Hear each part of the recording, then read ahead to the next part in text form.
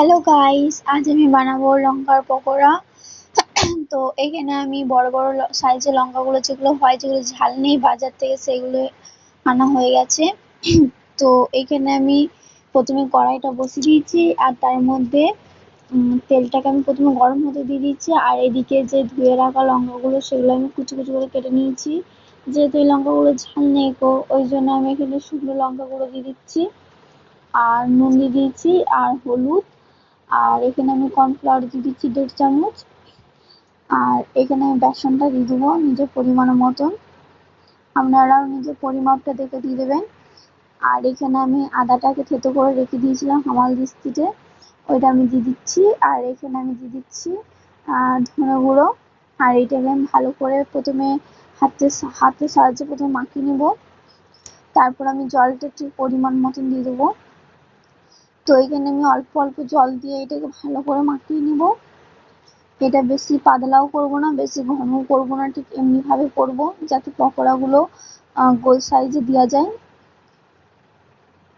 ঠিক আমি এমনি ভাবে করে নিয়েছি, এমনি করে আমি করে নেবো পকোড়াগুলো।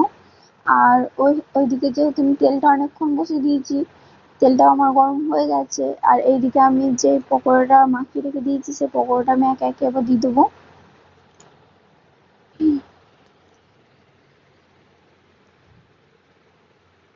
তো একে একে আমি সব পকোড়াগুলো দিয়ে দিচ্ছি। আর এক পিঠ হয়ে গেছে, আর আর এক পিঠ আমি উল্টিয়ে দেবো।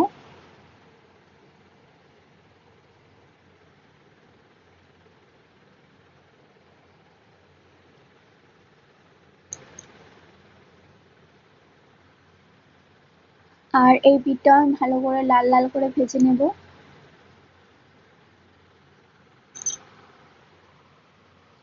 দেখতে পাচ্ছেন আমার এই দিকটাও লাল লাল করে ভাজা হয়ে গেছে।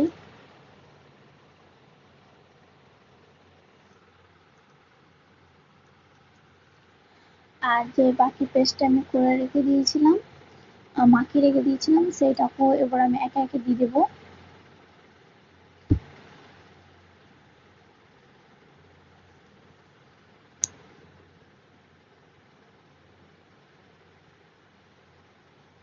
তো এখানে আমি একে একে এগুলো সব দিয়ে দিচ্ছি, আর এটাই আমার লাস্ট।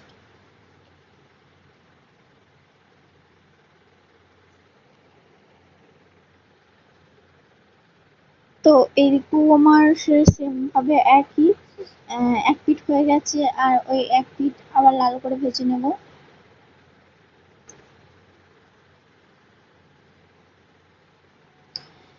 এই দিকেও হয়ে গেছে। তো আমার ভিডিওটা কেমন লাগলো অবশ্যই কমেন্ট করে জানাবেন, আর একটা লাইক করে দেবেন, আর চ্যানেলটিকে সাবস্ক্রাইব করে নেবে।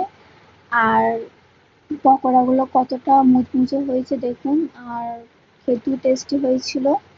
তো আমার ভিডিওটা এই পর্যন্তই ছিল। তো